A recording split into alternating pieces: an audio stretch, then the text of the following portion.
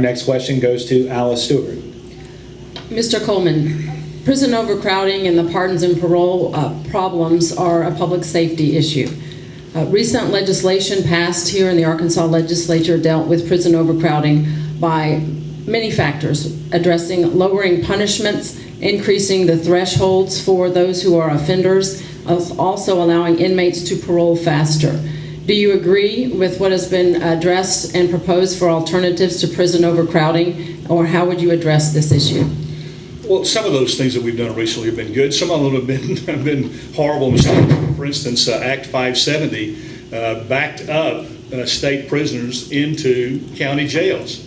In fact, we've had counties in Arkansas who've had an overcrowding of prisoners who would normally go to state prisons, and they're not being adequately compensated by the state for housing those prisoners. In fact, there's no adequate compensation plan. And now we've got counties in Arkansas who are struggling to pay for their county jails because they're housing prisoners for which they had no budget and for which they're not adequately compensated. There's several things we got to do here.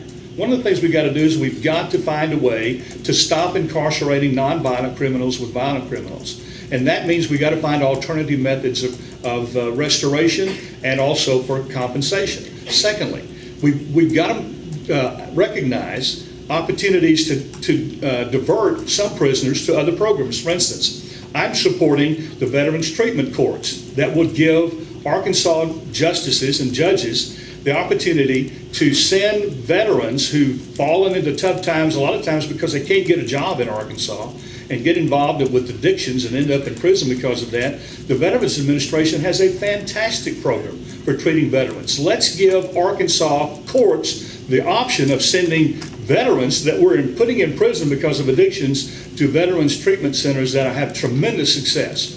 So there are a lot of different things that we can address here. And my time's gone, and I'd love to talk about it some more.